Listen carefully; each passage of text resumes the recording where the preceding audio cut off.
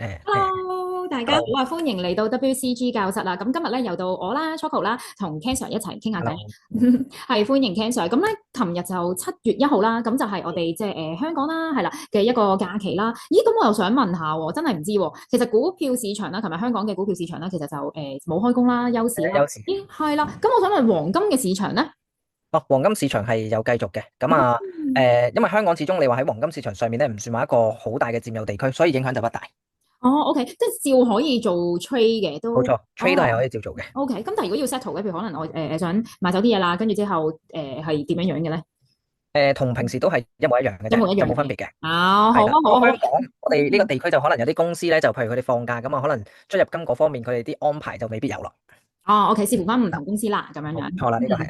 OK，明白晒。好啊，咁琴日放咗一日假啦，我相信大家咧都冇乜點睇新聞啦，因為都放假啊嘛，可能去玩啊咁樣。咁究竟有啲咩新聞要值得留意咧？尤其是都知道啦，戰爭方面咧，其實都即係諗住話嗌停火啦，停火之後，我哋又八卦下，其實又想睇下圖表上面，停火一停咗，一有呢個消息宣佈嘅時候，其實嗰個市又係點喐咧？咁樣樣，咁呢個就係好奇想知道嘅問題啦。另外都睇下嚟緊啊，仲有啲咩重要嘅消息咁樣啦。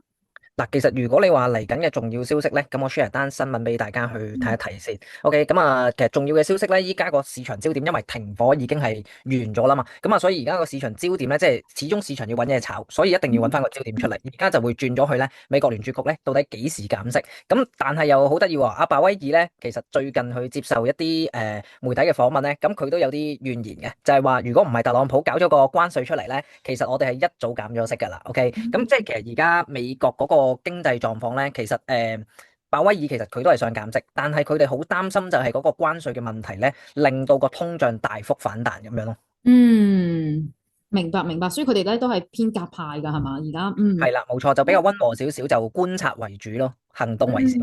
OK OK OK，咁其實有冇話譬如對上一次議息其實都係已經減咗息口啊，定一話維持利率不變咁樣咧？上次都係維持利率不變嘅，咁但係依家佢哋就討論緊就係到底7月會唔會開始進行一個減息？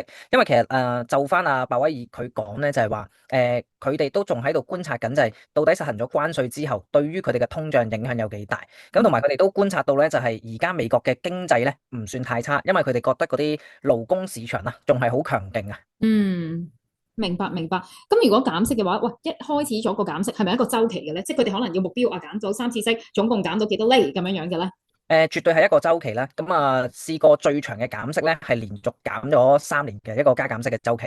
咁其實你話佢今次咧，因為其實以往我哋睇咧，美國嘅利率咧，普遍我哋叫做高位啦，就接近就係6厘左右。咁啊，而家大概5厘左右啦，即係都係偏係挨向一啲高位啦。咁美國你話最低息嘅時候咧，其實就係零利率嘅時候。咁所以其實而家咧，暫時我哋睇落去咧，應該嚟緊，因為本身佢減息咧係由23年開始講，24年年頭已經係想減，拖到24年尾。減咗2、3次啦，咁啊25年到依家就未開始減，咁啊所以而家咧就要等佢幾時再啟動翻呢一個減息周期咯。咁佢如果一減息嘅話咧，咁其實都會令到市場係多咗資金嘅。哦，明白。咁如果令到市場多咗資金，調翻轉對個金市係有啲咩嘅影響咧？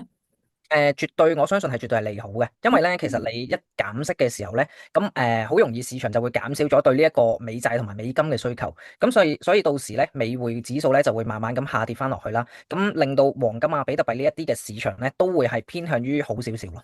嗯，明白明白。咁如果譬如可能喺啲價位上面又點睇咧？譬如或者消息一出，其實會唔會已經對於個即係市場嗰個價格嘅已經有啲影響咧？嗱，通常咧佢哋減息咧，會係咁樣嘅個節奏。咁好多時政府官員要做嘢咧，都會喺做嘢呢一個消息實行之前咧，叫做俾一啲放風出嚟俾市場。咁嗯然之後會睇下市場嗰個反應，然之後可能會有少少會影響到佢哋最後做嗰個決定。咁所以你話減息呢一個動作咧，佢未係去到佢真係落實啊。聽日議息啦，然之後減息嗰一下先升，可能係之前已經係炒作期間已經係升咗噶啦。係。OK。咁而家係咪其實都睇到可能即係過去喺幾日，係咪都其實一路升緊咧黃金？嗱，咁不如我哋睇一睇翻幅圖表先啦。咁我嗯哋睇圖表之前咧，我哋都要留意下今晚其實有一個美國數據咧，咁就叫做呢一個 ADP 嘅就業人數變化。咁咧，我哋先知道咗個數據嘅預期先，就係預期咧係增加99K 嘅。咁啊，前值就37K。好，咁啊，嗯依家俾咗個資訊大家睇咗之後咧，咁我哋就可以望一望翻幅圖表啦。咁大家會見到咧，其實自從之前咧就係話市場。一個叫做停火協議出現咗之後啦，市場咧係開始回落翻，就冇咗一個上升嘅動力。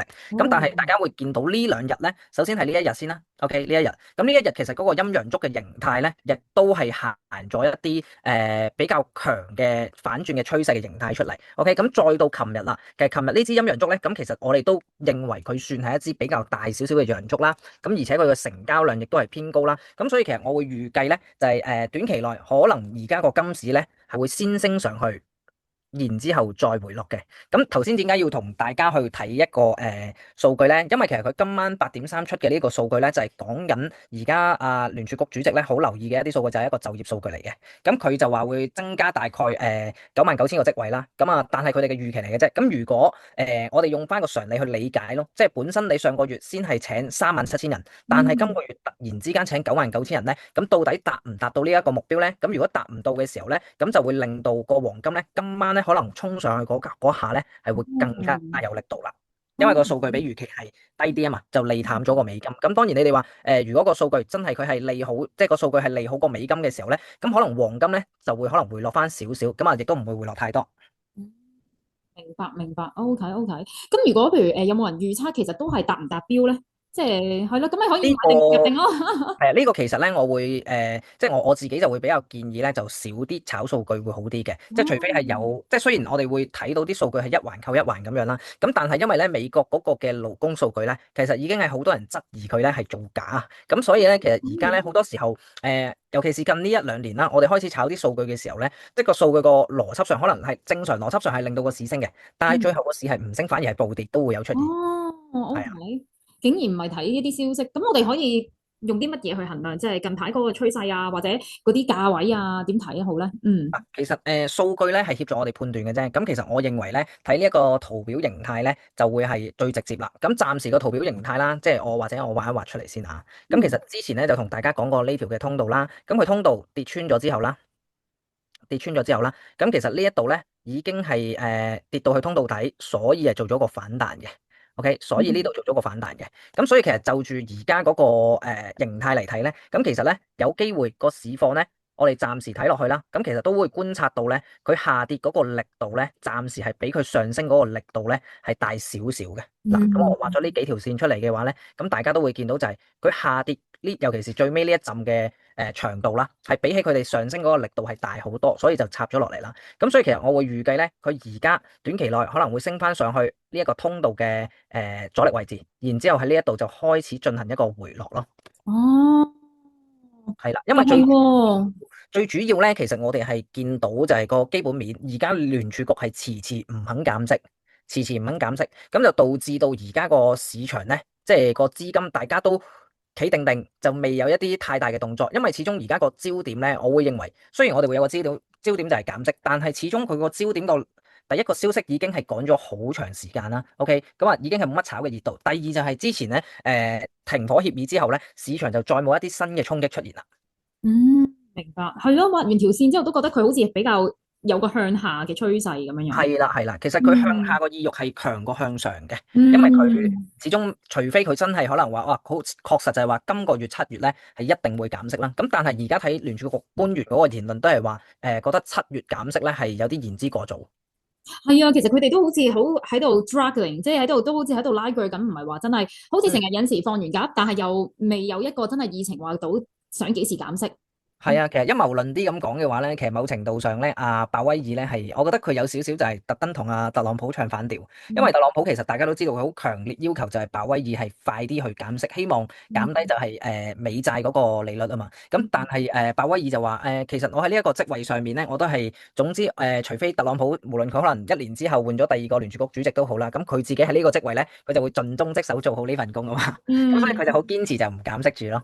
嗯，喂，咁但係如果係咁嘅都，其實可能而家都已經年中啦，有冇望過都一 Q 到就可以減息？可能都冇喎，可能都會捱到幾時咧？年底。過多一季嘅話，其實我認為係有機會嘅。我認為係有機會嘅。我預計佢大概係9月度啦，9月度可能就會再減多次息。咁但係今年我諗全年只會再減多一次啫。咁主要嘅減息週期嘅啟動咧，就應該要再延遲到去2026年啦。OK，OK。咁譬如以往啦，根據以往嗰個即係嗰個經歷啦，究竟如果聯儲局一減息嘅時候，對於黃金嗰個反彈力度有幾大咧？都非常之大㗎。咁啊，我夠膽講啦，如果佢真係進行減息嘅話咧，首先第一樣嘢一定會係突破3500呢一個歷史高位先。一定會突破哦，呢個高位先，哇，因為而家其實大家啦，咁或者我喺幅圖度同大家解釋下先。咁其實大家都會見到啦，黃金啦，已經係上漲咗一段好大嘅時間。咁其實大家會明顯地見到咧，喺呢一個區間入邊咧，其實佢有少少橫行嘅感覺存在。咁其實佢而家咧就係市場等緊一啲真係好突破性嘅消息咧，令到佢繼續衝上去啫。佢上去嗰個意欲一定係非常之強嘅。